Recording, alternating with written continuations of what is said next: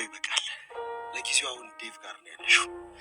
አልተራብሽም፣ አልተጠማሽም፣ እጆችሽንም ለልመና አልዘረጋሽም። ይሄ ሁሉ ነገር ግን በቅርቡ አንቺ ላይ ይሆናል። እሺ አይዞሽ ልጄ። ለምንድን ነው የምታለቅሽው? ማን ይደሰት ብለሽ? ተጫወተብኝ እኮ ያውሻ። ጊዜውን ይጠብቅ፣ ቆይ ዋጋውን ያገኛል። አሁን እሺ ምንድነው ማድረግ የምችለው እናቴ? የኔ ልጅ ከጣፋንታሽ ጋር ከዚህ በላይ እልህ ባትጋቢ ጥሩ ይመስለኛል። እንዴት? ያሽውን ይዘሽ በቃ ተለያዩ እኮ። እስከ ዛሬ የከፈልኩትን ዋጋ ለዳዊት ትቼ ሞጣ ይመስልሻል? እንደዚህ ስትጨነቂ አንድ ነገር ብትሆኝብኝስ?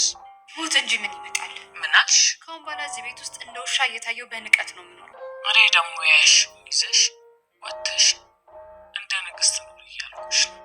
እማዬ ዳዊት እኮ ይሄን ነገር ወደ ፍርድ ቤት ከወሰደው አይደለም ንግስት መሆን ይቅርና ገረድ እንኳን ለመሆን የሚያበቃ ንብረት የለኝም። አያደርጉ በሆድሽ የተሸከምሽው የእሱ ልጅ ነው። አይ እማዬ ዳዊት እኮ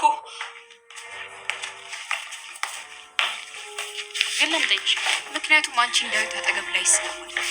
ግን እኮ አሁን ይሄንን ነገር ልጠቀም ብለሽ ካንቺ ትወድቂያለሽ። እውነትሽን ነው። ምሳሌ ጥቀስ። ከሱ እኔን ወይም ግኔንጂ ስም አቤት አፍቃሪውን ባንቴሮን ትተሽ የዋሁን ዴቭ ያገባሽው ለምንድን ነው? እኔ የሚገርመኝ አሁን እንኳን በዚህ ሰዓት እንኳን ልቡን ስላጣሽው ስለ ዴቭ ሳይሆን አንቺ የምታስቢው ስለ ንብረት ብቻ ነው። ድክመትሽ አንቺ ስለምን አለብሽ? አለበለዚያ አሁንም ቢሆን ዋጋ የለሽ።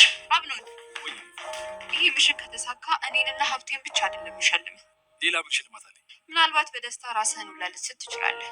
ምንድን ነው እሱ? መጀመሪያ ምሽልህን አሳ እስካሁናችሁ ሰብስክራይብ፣ ቪዲዮ ከተመቻችሁ ላይክ እያደረጋችሁ ቤተሰብ መሆናችሁን አትርሱ። እናመሰግናለን።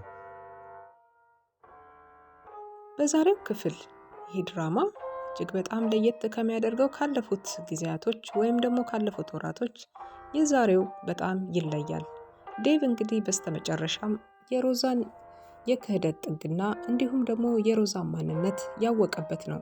አሁን ላይ ዴቭ ስለ ሮዛ ምንም አይነት ነገር ማሰብም ሆነ ብዙ ነገር መናገር አይችልም። ምክንያቱም ደግሞ ያቺ ያፈቀራት የወደዳት ስለሷ ብዙ የሚናገርላት የሚያዝምላት ሮዛ ማንነቷን ግልጽ አድርጎ በአንድ ጊዜ አይቶታል ማለት ነው። እንግዲህ ከዚህ ቀደም እንዳየናቸው ከሆነ ባንቴሮንና ሮዛ የግል ህይወት ነበራቸው። ማለትም ደግሞ በትዳር አንድ ላይ ተሳስረው ከኖሩበት ጊዜ ጀምሮ በሆነ አጋጣሚ ቢለያዩም የትዳር ፍቺ ወረቀታቸውን አለመያዛቸውና አሁን ላይ በትዳር ላይ ትዳር መስርታ ያለችዋን ሮዛ ዴቭ እጅግ በጣም ተናዶባት ይገኛል ማለት ነው። ለዛም ደግሞ እንደ ማስረጃ እንዲሆነው ብሎ ከዚህ ነገር ሁሉ ንጹህ ነኝ፣ አሁን ላይ ግን ራሴን አድኛለሁ፣ መልካም ሰው ሆኛለሁ በማለት ራሱን ጻድቅ ያደረገው ባንቴሮን አሁን ላይ ለዴቭ ሮዛ የተናገረችውን ንግግር በሙሉ ሪከርድ አድርጎ ልኮለታል ማለት ነው። ይሄ የላከለት ሪከርድ እጅግ በጣም አናዶታል።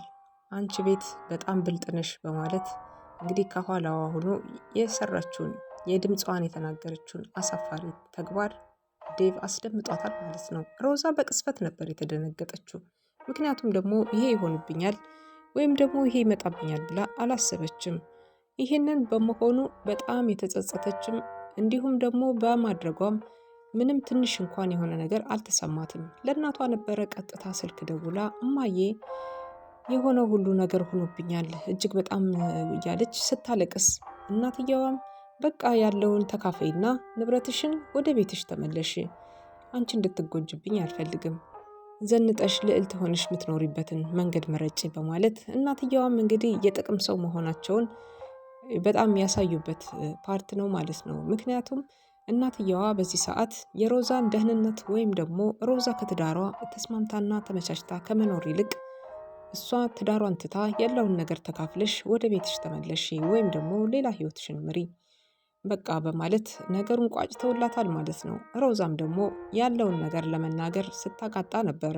ልጆች እንግዲህ ሁለቱ መካከል አንድ ነገር ተፈጥሯል። እሱም ከዴቭም እንዲሁም ደግሞ ከአብኖን ከሚባለው አዲሱ ፍቅረኛዋ ሁለታቸውም ላይ አንሶላ መጋፈፏን ታውቃለች። እሷ አሁን ላይ የማናቸው ልጅ እንደሆነ ባታቅም ዴቭንም በልጅ እያስፈራራችው ትገኛለች።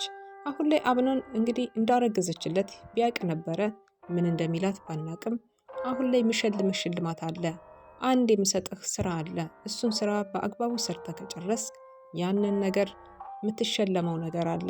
እሱ ደግሞ ካደረገው ከስራው በኋላ የሚነገረው ይሆናል ማለት ነው። ዴቭ የኔ ልጅ አይደለም ብሎ ከካደ ድንገት ለአብኖን ይህም ያንተ ልጅ ነው ብላ ለሱም ልታስረክበው ነው ማለት ነው። ዴቭ አሁን አንድ ውሳኔ ወስኗል። ሔዋን በህይወቱ ላይ ከመጣችበት ጊዜ ጀምሮ ዴቭ ቤቱ ሰላም ያጣ ቢሆንም አሁን ላይ ግን ሔዋን ከመጣች ጊዜ ከነ ዴቭ ቤት ከገባችበት ቅስፈት ጀምሮ ነገሮች እየተቀያየሩ የመጣ ይመስላል። ምክንያቱም ደግሞ ሔዋን ለዴቭ ያላት ፍቅር እጅግ በጣም እየተለየ ነው። እጅግ በጣም የምታፈቅረው የምትወደው። ዛሬ ግን አንድ ነገር አይቷል ዴቭ። ዴቭ የተመለከተው ነገር እጅጉን በጣም አበሳጭቶታል። ከዛም ባሻገር ደግሞ ባንቴሮን የሚባልን ሰው በፍጹም ማየትና እንዲሁም ደግሞ የእሱን ስም ሆነ የእሱን አድራሻ ማየትም መስማትም የማይፈልገው ዴቭ ዛሬ እንግዲህ በሔዋን እጅ ላይ ሔዋን ስትስመው አይቷታል ማለት ነው። ጉንጩን ነበረ የሳመችው። ይሄን ደግሞ ያደረገችበት አንድ የራሷ ምክንያት ነበራት። ሔዋን ይሄን ያደረገችው ከሮዛ ጋራ ከዚህ ቀደም የነበራችሁ የፍቅር ግንኙነት ተቋጭቷል ወይስ አልተቋጨም በማለት የጠየቀችውን ጥያቄ አከታትላ ጠየቀችውን ጥያቄ ለእውነተኛውን መልስ መልስልኝ ብቻ ማወቅ እፈልጋለሁኝ በማለት እንግዲህ ባንቴሮን ደግሞ ለሮዛ ሳይሆን አሁን ላይ ስለ ሮዛ ነገር የበቃው ይመስላልና አሁን ላይ ሔዋን ላይ ፍቅር የያዘውም ይመስላል። ምክንያቱም አስተያየቱ፣ ሀሳቡ፣ ሁሉ ነገሩ ወደ እሷ የተቀየረና ሁሉ አመለካከቱ ለውጥ ያለበት ይመስላል። ምክንያቱም ወደ ሔዋን ፍቅር የያዘው ይመስላል። የገባች ቀን ነበረ ውበቷን ያደነቀላት። የገባች ቀን ነበረ ብዙ ነገሮቿን እያየ የተመለከተ ነበረ። ስትስቅ ገዳይ ናት እያለ እሱ ሁልጊዜም የሚናገረውን ተደጋጋሚ ነገሮችን ሲያነሳ የነበረው ምክንያቱም እየተመኛት በልቡ ይመስላል። አሁን ላይ ደግሞ እውነቱን ለማውጣት ተፍተፍ እያለ ይገኛል። በዛ መካከል ላይ ነበረ እኔ ከሮዛ ጋር እውነቴን ነው የምልሽ ምንም አይነት ግንኙነትና ምንም ነገር የለንም፣ ግን ደግሞ እንደዛ ነው ብዬ እንዳልል ይሄንን ማስረጃ የላኩለት ለዴቭ እንዲያምነኝና ሁሉንም ነገር እውነቱን እንዲያውቅ ብዬ ነው በማለት ለሔዋን አስረድቷታል። ሔዋንም በጣም ተደስታ በቃ እንኳን ግንኙነት አልነበራችሁ በማለት በማሳከሟ እንድትጸጸትና እንዲሁም ደግሞ በመዳኑ ቆሞ በመሄዱ እጅግ በጣም ተጸጽታ እንደነበረ እየነገረችው አሁን ላይ ግን በቃ በጣም ደስ ብሎኛል በማለት ጉንጩን አንድ ጊዜ ይሄን ላደረክበት ለመልካም ስራህ ብላ ስትለው እንግዲህ እሱ ጉንጩን ይዞ እጅግ በጣም የሌለ ስሜት ውስጥ እና የሌለ ነገር ውስጥ ገብቶ ነበረ። በዛ መካከል ዴቭ ተመልክቷል። ዴቭ ከመንገድ ላይ ያየውን ነገር ማመን አቅቶታል። ሽጉጡን በግራ በኩል የታጠቃትን ሽጉጥ ለማውጣት እየሞከረ ነበረ። ምክንያቱም ደግሞ እያዘጋጀለት ያለው እንግዲህ ባንቴሮን ላይ ይተኩስበታል ወይስ አይተኩስበትም የሚለውን አብረን የምናየው ይሆናል። በጣም ተናዶ ስለነበረ ዴቭ የሚያደርገውን ነገር አጥቶታል። ምክንያቱ ደግሞ እሱ የሚያስበው ከሮዛ ጋር ዛሬም ዴቭ እና ሮዛ ባልና ሚስቶች እንዳሉ ከባንቴሮን ጋር ድጋሚ ሌላ የፍቅር ህይወት የመሰረቱ እንዲሁም ደግሞ በፍቅር ህይወት አብረው እየቀጠሉ ያሉ ስለመሰለው ነው ዴቭ ንዴት ውስጥ የገባው። አሁን ላይ ዴቭን የማስረዳት አቅምና ችሎታ ካገኘ እርግጠኛ ነኝ ባንቴሮን አሸናፊ ይሆናል ማለት ነው። ከዴቭ ጎንም ይቆምለታል። ምክንያቱም ዴቭ አሁን ላይ ጠላት አብዝቷል። ጠላቶቹ ሮዛ እና እንዲሁም ደግሞ አብኖን አሁን ላይ ዴቭን ለመጣል እየታገሉ ይገኛሉ። አብኖንም እንግዲህ የተሰጠውን አንድ ነገር አለ። የባንቴሮንን ብር የተበደረውን ብር ለመመለስ አሁን ላይ ያ ብር እንደማይሞላለትና እንዲሁም ደግሞ በራሱ በአካል ሊፋለመው እንደሚፈልግ ገንዘቡን ከመስጠት ይልቅ እኔ እፋለመዋለሁ፣ ምክንያቱም ያንን ያለኝን ገንዘብ ግማሽ ነው ሌላው አይሞላልኝም በማለት ይህንን ሀሳብ ሲያቀርብላት ሮዛ እንግዲያውስ ይህንን ብር እኔ ሞላለሃለሁ፣ ምንም አታስብ፣ ግን ታዲያ አንድ ሚሽን እሰጥሃለሁ፣ እሱን ሚሽን ደግሞ በተግባር ጥሩ አድርገህ ትተውንልኛለህ በማለት የሰጠችው ሚሽን ምን ማድረግ ነበረ?